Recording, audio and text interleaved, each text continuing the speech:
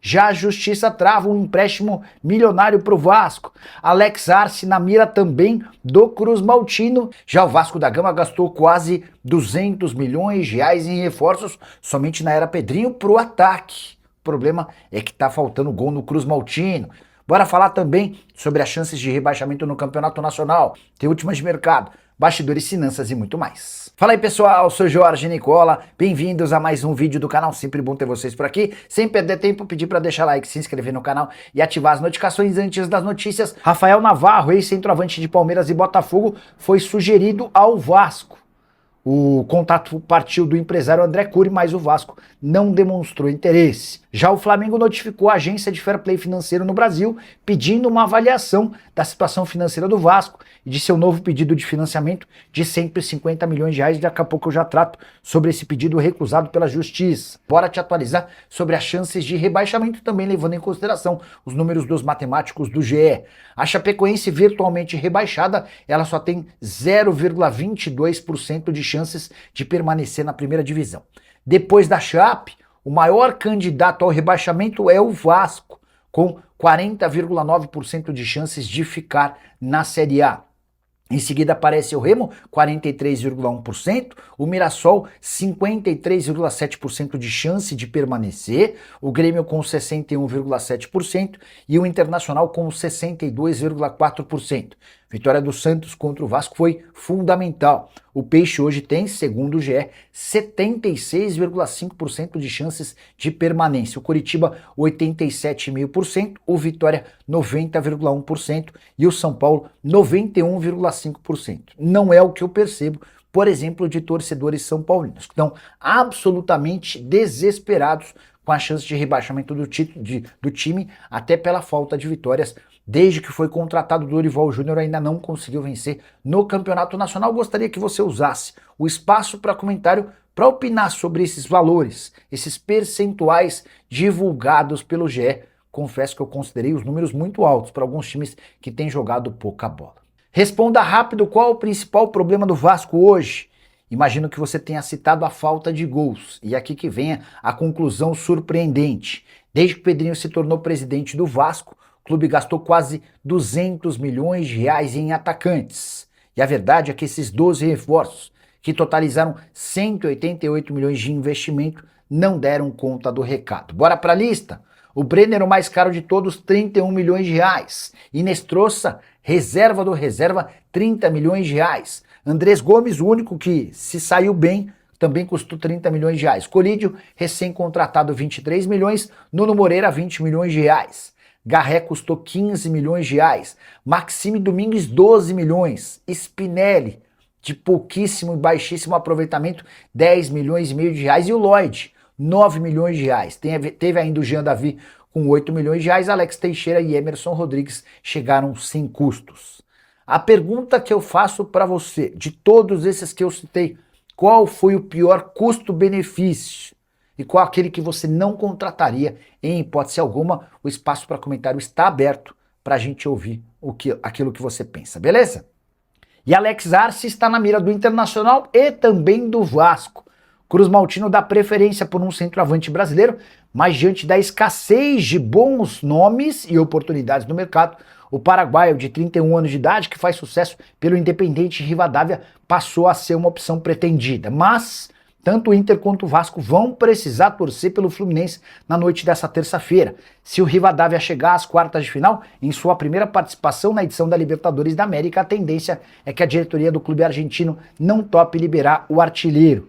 Alex Arce, que havia chegado na temporada passada, depois de brilhante passagem pela LDU, ele também já tinha feito sucesso no mesmo Independente Rivadavia. Temporada atual de 23 jogos com 14 gols.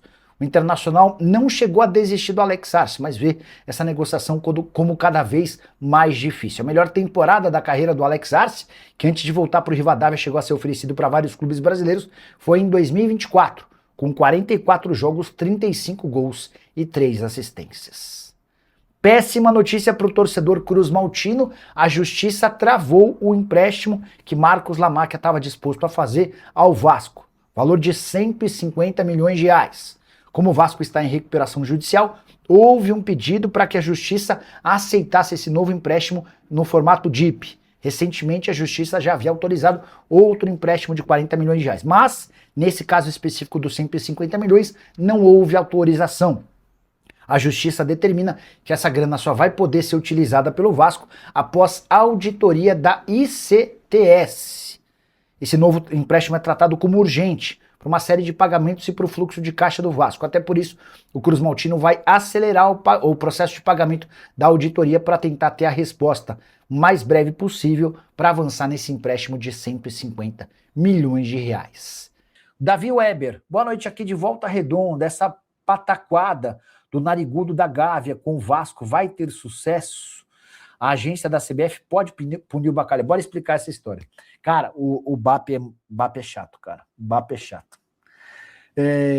Lá atrás, o BAP havia denunciado a compra da SAF do Vasco pela Crefisa, alegando conflito de interesses, né? Ao que parece, essa coisa incomodou, mas não impediu a transferência da SAF. E o Marcos Lamáquia tem negociações avançadas, já está colocando dinheiro. Agora, o BAP, o presidente do Flamengo, foi à agência de fair play financeiro, que foi recém-criada aqui no Brasil, para denunciar, para acusar, para pedir que a agência de fair play financeiro ficasse de olho nesse empréstimo de 150 milhões de reais que o Vasco está pedindo para o Marcos Lamáquia. Como o Vasco está em recuperação judicial, o Lamáquia não pode colocar esses 150 milhões de reais de forma aleatória. Ele precisa da autorização da Justiça. E a Justiça, nas últimas horas, negou esse pedido, alegando que há necessidade de uma auditoria. O Vasco vai precisar gastar uma grana para criar essa auditoria, para que o dinheiro seja liberado e para que entre. E nesse contexto todo ainda apareceu o BAP para tumultuar mais ainda essa questão. Acho que não vai dar nada, tá bom? Boa noite, Nicola Navarro e Alex Arce no Vasco. Anderson Moreira. O Navarro é aquele centroavante grosso que passou por Palmeiras e Botafogo é grosso. Joga no Colorado Rapids dos Estados Unidos e o André Cury o ofereceu para o Vasco. O Vasco nem sequer respondeu ao André Cury. O Alex Arce é uma possibilidade para mim bem mais interessante, paraguaio de 31 anos de idade, faz gol há um tempão. E me lembra o Cano, aquele cara que demorou para explodir, explode no futebol sul-americano sem tanto valor, os caras olhando com ressalva. O Vasco foi o único que acreditou no Cano, que fez gol pra caramba. O Alex Arce joga no Independente Rivadavia, adversário do Flu. Pro Vasco avançar com o Alex Arce, seria importante que o Rivadavia caísse hoje nas oitavas de final da Libertadores. Se o Rivadavia, que disputa a sua primeira edição da Libertadores, chegar às quartas de final, o negócio com o Vasco fica mais complicado, tá bom? O João Paulo Magalhães, não entendi. Você, Nicola, você falou que o BAP é chato. Ele está certo. O Vasco pode fazer o que quiser e os times que compram suas dívidas que se explodam. Vamos lá, João. É que assim, cara, na teoria, você tem que cuidar do seu próprio clube. Na teoria, né? Na prática, você tem o direito de fazer. Cara, cada um faz o que bem quer. Eu detesto o papel de crítico, de ombudsman. Se o cara acha que tem que fazer isso, que o cara acha que tem que fiscalizar o outro clube, se o cara acha que tem que pegar no pé, beleza, não tem problema nenhum. Mas é que assim, o BAP, como presidente do Flamengo, o clube mais popular do país, deve ter milhares de coisas para se preocupar. Tem a renovação do contrato do Pedro que está emperrada, tem a situação do Pulgar, o Pulgar deu um prazo até o fim da semana para resolver essa renovação do contrato, mas o BAP sempre que pode, ele dá umas cutucadas, ele está muito incomodado com essa possibilidade real de a Leila Pereira pintar no Vasco. E eu acho que o Flamengo, do tamanho que ele alcançou, a dimensão que o Flamengo alcançou, o clube mais rico do país, o clube mais popular do país, ele não deveria se preocupar com os outros. É a minha opinião, né? É a minha impressão. E quando o BAP adota essa postura, ele me parece um cara, sei lá, chato, às vezes amedrontado com o que pode virar o Vasco. Enfim, mas é uma opinião. Se você acha contrário, não tem problema nenhum e já está registrado o seu superchat. O que vocês acham dessa postura do BAP? É normal? O que vocês pensam? A forma como o futebol brasileiro está sendo gerido é absolutamente desrespeitoso. A recuperação judicial é uma baita sacanagem. Imagina que que eu te contrato o Leonardo, tá? Eu sou um time só português, tô com a camisa da Luz, gravei com a camisa da Luz, mas eu troquei. Eu sou a portuguesa e contrato o Leonardo. Fico devendo para ele 600 mil reais, que era uma grana que mudaria a vida dele. E aí, entro em recuperação judicial. Esses 600 mil reais vão ser pagos, não mais 600, e sim 200 mil, e não à vista, nem, mas em 10 anos. Cara, 200 mil em 10 anos não vai valer nada esse dinheiro, enfim. O que eu quero dizer é que eu acho que o BAP tem coisas mais relevantes para se preocupar dentro do Flamengo. Mas vamos lá. Se o que incomoda é o Vasco, beleza, critica, cobra. Mas pior do que a situação do Vasco é a situação do Corinthians, é a situação do Botafogo. Por exemplo, quando o Botafogo tinha 7 transfer bans contra si e um ex-presidente veio a público para dizer que havia outros 7 transfer bans perto de explodir, por que, que o presidente do Flamengo não se incomodou? E eu vejo um incômodo muito grande do BAP com o Vasco especificamente, entendeu?